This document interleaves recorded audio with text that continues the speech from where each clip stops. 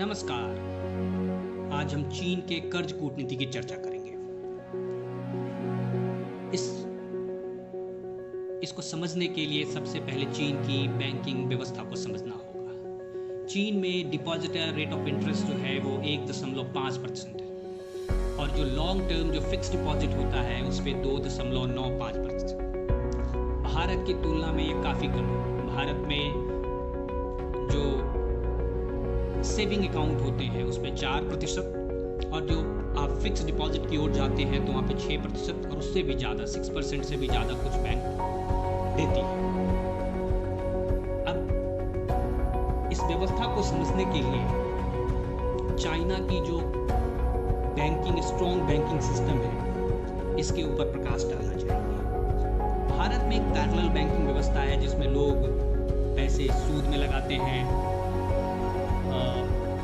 कुछ जगह chit fund है और इसका भी एक बहुत बड़ा नेटवर्क है देश के अंदर। चीन में आप ऐसा नहीं कर सकते। चीन में या तो आप बैंक में पैसा रखते हैं या शेयर मार्केट में पैसा लगाते हैं या आप कोई बिजनेस करते हैं। इस तरह की कोई पैरेलल व्यवस्था चीन में नहीं है। अब यदि बैंकों को केवल 1.5% 1.5% यदि डिपॉजिटर को देना है तो बैंक उस पैसे को 3%, 3.5% या 4% पे भी यदि मार्केट में देता है तो बैंक अच्छा खासा मुनाफा कमा लेता है। वही भारत में जो प्रोजेक्ट है उस प्रोजेक्ट को 6%, 6.5%, 7% से ऊपर, तो प्रोजेक्ट की जो वायबिलिटी होती है, दैट मीन्स कॉस्ट जो होता है प्रोजेक्ट का, वो बहुत ज़्यादा हो जाता है। अब इसको समझने के लिए आप देखिए कि यदि आप कम ब्याज पे लोगों को कर्ज मुहैया कराएंगे तो हाउसिंग बढ़ेगी देश में लोग ज़्यादा संख्या में कार खरीदेंगे, मोटरसाइकिल खरीदेंगे। इससे एक ये भी फायदा होता है कि रोजगार की संभावनाएं बढ़ती हैं। भारत में इसके ठीक विपरीत हमारी जो व्यवस्था रही उस व्यवस्था में हमने ज़्यादा रेट ऑफ इंटरेस्ट लोगों को दिया लुभाने के लिए कि आइए बैंक में जमा कीजिए। इसकी एक बहुत बड़ी हानि भी है। हानि ये है कि इसके कारण रेट ऑफ इंटरेस्ट ज़्यादा होता है। हम मैन्युफैक्चरिंग हब नहीं बन पाए क्योंकि चाइना में यदि कोई कम दर पे ब्याज पर किसी को कर्ज मिलेगा व्यापारी को, तो वो व्यापारी भारत में क्यों निवेश करेगा। और फिर यदि निवेश करता है, भारत में सामान बनाता है तो अंतर्राष्ट्रीय मार्केट में उसका दर भी ज़्यादा होगा, उसकी कीमतें भी ज़्यादा होगी। चाइना में कोई लेबर लॉ नहीं है, भारत में बहुत स्ट्रॉन्ग लेबर लॉ है। तो इन तमाम चीज़ों की बात जो है कि चाइना को जो है एक अनड्यू फेवर कह सकते हैं। और जो कि चाइना 10% के आसपास से पिछले 2-4 सालों को छोड़ दे तो उन्होंने 10% से ऊपर से उसका चाइना का ग्रोथ रेट रहा है।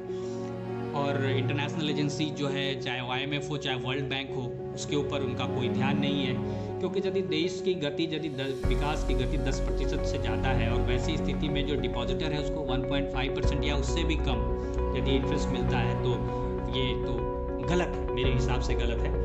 लेकिन अब वो चाइना की एक ऑटोक्रेटिक पॉलिसी है, वहाँ पे डेमोक्रेसी है नहीं, तो जो सरकार चाहती है, जो सरकार का कानून होता है उस सरकार कानून को वहाँ की देश की जनता को किसी न किसी तरीके से मानना होता है। जो विरोध करता है उसको जेल में डाल दिया जाता है। अब चाइना की जो कर्ज नीति है उसके बारे में हम व्याख्या करते हैं, उसकी व्याख्या करते हैं। अच्छा, इस जो ये पॉलिसी है, इस पॉलिसी के तहत बैंकों को बहुत पैसा, जब आप when you force people to deposit in the bank, तो बैंक के पास बहुत सारा पैसा आ जाता है। पैसा जब बहुत सारा आ जाता है तो बैंक पैसे को क्या करेगी, बैंक पैसे को चाहेगी कि हम जितना ज़्यादा उसको कर्ज पे दें, क्योंकि बैंक पैसा कमाती कहाँ से है, बैंक पैसा कमाती है जब बैंक कर्ज पे पैसे लगाती है, नहीं तो बैंकों में तो पैसा रखे रहने का कोई बेनिफिट ही नहीं है। अब चाइना में चाइना ने सोचा कि मेरी डेवलपमेंट जो है, मेरा इंफ्रास्ट्रक्चर वो काफ़ी मजबूत हो गया है और पैसा मेरी क्षमता है उससे ज़्यादा है, तो चाइना ने उसके लिए एक तरीका बनाया कि भाई इसको क्या किया जाए। तो उन्होंने दूसरे देशों में निवेश करना शुरू किया। ये निवेश नहीं है, ये एक तरह से कर्ज है। उदाहरण के तौर पे हम बात करते हैं श्रीलंका के हेमंतोता पोर्ट की। वहाँ पे वो $400 मिलियन से ज़्यादा का चीन ने निवेश किया। निवेश करने के बाद आज उस प्रोजेक्ट से $1 मिलियन सालाना इनकम है। अब $400 मिलियन है, $1 मिलियन सालाना इनकम है, तो इस तरीके से तो कितने 100 वर्ष लग जाएंगे वो पैसा निकालने के लिए। अब चीन ने क्या किया कि उस पोर्ट को अपने अधीन कर लिया, हम्बनतोता पोर्ट को, और वहाँ से अब वो क्या कर रहा है क्या नहीं कर रहा है, वो ना तो श्रीलंका को उसमें अधिकार दिया है उन्होंने, वो एक तरह से कैप्चर कर लिया उसको।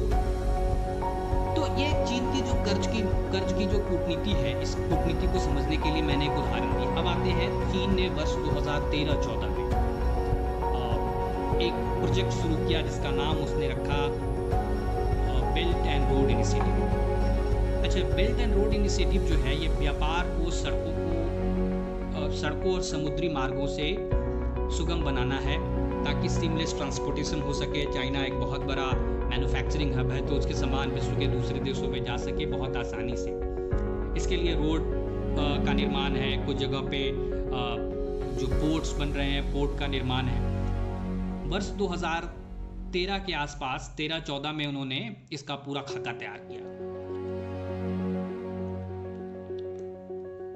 अच्छा, छोटे देश और जो गरीब देश हैं वो इस परियोजना में खूब शामिल हुए, क्योंकि उनको एक लिक्विडिटी लगा ये प्रोजेक्ट कि मेरे देश में अच्छा पोर्ट बनेगा, मेरे देश में अच्छा रोड बनेगा।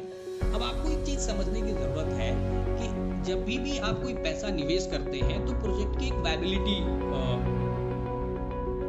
हम तय करते हैं कि प्रोजेक्ट ये वायबल है कि नहीं। फॉर एन एग्जाम्पल, यदि आप दिल्ली में, आपके पास 1 एकड़ ज़मीन है, तो उस 1 एकड़ ज़मीन में आप एक बड़ा सा अपार्टमेंट बना देते हैं।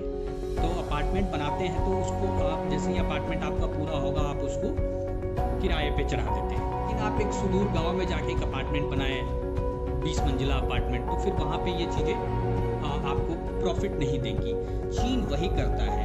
चीन प्रोजेक्ट की वायबिलिटी जानता है कि ये प्रोजेक्ट वायबल नहीं है, इस प्रोजेक्ट से हमें उतना रिटर्न नहीं मिलेगा, फिर भी इस तरह से लोगों को समझा के, उस देश के जो भी डिप्लोमेट हो या फिर राजनेता हो, उनको समझा के कि भाई आप यहाँ पे निवेश कीजिए, यहाँ से इंफ्रास्ट्रक्चर बढ़ेगा, या तो आपके यहाँ रोजगारी पैदा होगी, तमाम चीज़। और फिर उस तरह से उसका एक कर्ज का जो माया जाल है, जो एक कर्ज की मैं कूटनीति कह रहा हूँ, ये कर्ज की कूटनीति में उनको शामिल कर लेते हैं। आज के समय में एक एशियन डेवलपमेंट बैंक की एक रिपोर्ट है जिसके अनुसार चीन ने पाकिस्तान में $40 अरब, नाइजीरिया में $23 अरब, बांग्लादेश में $18 अरब, इंडोनेशिया में $26 अरब, मलेशिया में $30 अरब, इजिप्ट में $16 अरब, यूएई में $15 अरब, सिंगापुर में $25 अरब, रूस में $11 अरब, इजराइल में $7 अरब का निवेश किया। अच्छा, जो निवेश एक डेवलप कंट्री में यदि आप कर रहे हैं तो वहाँ पे तो आपको रिटर्न मिलेगा, ये फिजिबल है, प्रोजेक्ट वायबल होगा, आपको रिटर्न मिलेगा। लेकिन जो एक लो इनकम कंट्री है, जिस देश की आय काफ़ी कम है, उस देश में उस तरह के निवेश का कोई फायदा नहीं होगा। उदाहरण के तौर पे श्रीलंका को ही लेते हैं कि श्रीलंका 2 चीज़ों को एक्सपोर्ट करता है मुख्य रूप से, एक चाय और दूसरा रबर। तो क्या चाय और रबर के ट्रांसपोर्टेशन के लिए उतना बड़ा पैसा लगाना वायबल है? जी नहीं, वायबल नहीं है। फिर भी पता नहीं चाइना ने और श्रीलंका ने क्यों इस तरह का काम किया, श्रीलंका को क्या लगा, या श्रीलंका, क्योंकि श्रीलंका ही गया था चीन के पास, पहले वो भारत के पास ही आया था उस प्रोजेक्ट के लिए, भारत ने उसको रिजेक्ट कर दिया था क्योंकि पॉलिटिकल कंपल्सन थी। उस समय मनमोहन सिंह की गवर्नमेंट की, डीएमके वहाँ पे तमिलनाडु में विरोध कर रही थी, तो इस कारण वो प्रोजेक्ट इंडिया के हाथ से चला गया और चीन ने बेतहाशा निवेश किया। और बेतहाशा निवेश का ये कारण हुआ कि आज श्रीलंका की क्या स्थिति है। तो जितने भी विकासशील देश हैं, जो डेवलपिंग कंट्री हैं, और ख़ास करके जो डेवलपिंग कंट्री हैं उसमें भी जो लो इनकम कंट्रीज़ हैं, जैसे कि नेपाल हो गया, भूटान हो गया, बांग्लादेश हो गया, श्रीलंका हो गया, पाकिस्तान हो गया, तो इन देशों में यदि आप निवेश करते हैं तो वो निवेश जो है आपको प्रॉफिटेबल नहीं होगा। इस रीज़न से क्योंकि इन्वेस्टमेंट बहुत ज़्यादा करते हैं वो लोग, उसको एक तरह से ल्यूक्रेटिव बनाने के लिए कहिए कि ऐसा लगे कि भाई स्वर्ग ही धरती पे आ गया। तो ये चीन की एक जो है कि एक कूटनीति है, इस कूटनीति के तहत उन्होंने विश्व में आज के समय में जो एक हार्वर्ड बिजनेस रिव्यू की एक जो उनका सर्वेक्षण है, एनालिसिस है, उसके अनुसार वो टोटल वर्ल्ड के जीडीपी का 6% जो है वो चाइना लेंड कर रहा है। जो लेंडिंग जीडीपी है वर्ल्ड की उसका 6%, और ये it under reports the loan. Under reports the loan का मीनिंग क्या है कि ये आपको 100 रुपये देता है तो विश्व को बताता नहीं है कि ये 100 रुपये दिया। अब चूंकि सरकार यदि कहीं पे पैसे लगाती है, तो इस पर वर्ल्ड बैंक और IMF को आपको उतनी डिटेल रिपोर्ट देने की ज़रूरत नहीं होती है जिसका चीन फ़ायदा ले रहा है, क्योंकि वहाँ पे सब कुछ गवर्नमेंट है, सब कुछ गवर्नमेंट ओन्ड है। तो इसका चीन को एक बेनिफिट है, वो इंटरनेशनल एजेंसीज के रडार पे नहीं आ पा रहे हैं अभी तक, और मुख्य रूप से उनका टारगेट है कि वो लोअर और मिडिल इनकम कंट्रीज़ में इन्वेस्ट करें। तो चाइना जो है वो डेट जो डिप्लोमेसी है इसको it is using this process to establish dominance। 42 से आज के समय में उसके विश्व के 150 से ज़्यादा देशों में निवेश है। 42 देशों में तो उनके GDP का 10% जो है कि कर्ज है चीन का। 42 देश, वर्ल्ड में 42 देश ऐसे हैं। अब ये चूंकि जो एग्रीमेंट होता है इन देशों के बीच में, इसको भी चाइना एक अनुबंध के तहत चाहती नहीं है कि ये पब्लिक में आए, फिर इस पर डिस्कशन हो। लेकिन कोविड के कारण क्या हुआ है कि बहुत सारे देश पैसे देने की स्थिति में नहीं है। कोविड के कारण बहुत देश जो इनकी आय उतनी नहीं है, उन देशों में अभी परेशानी होनी शुरू हुई है। श्रीलंका, पाकिस्तान में भी परेशानी हो रही है। कुछ देश ऐसे हैं जो पैसे चुका सकते हैं, जैसे इजराइल है, वो एक डेवलप कंट्री है। रसिया की स्थिति भी खराब होगी तो फिर रसिया में भी एक समस्या आएगी। ये जो प्रोजेक्ट है बेल्ट एंड रोड इनिशिएटिव, इसका भारत ने बहुत खुल के विरोध किया था, और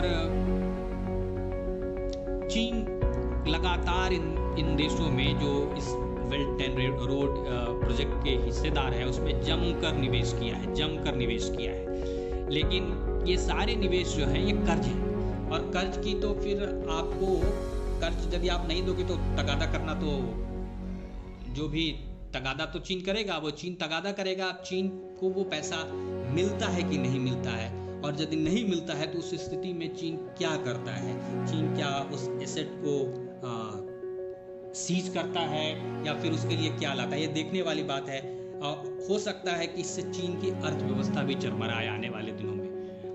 लेकिन ये जो कर्ज की कूटनीति है, इस कर्ज की कूटनीति में चीन ने छोटे देशों को फंसाकर एक ऐसा मायाजाल क्रिएट किया है पूरे विश्व में। एक तरह से सुपर पावर बनने की जो चीन की चाल है, चीन कहीं ना कहीं इसमें कामयाब होता दिख रहा है।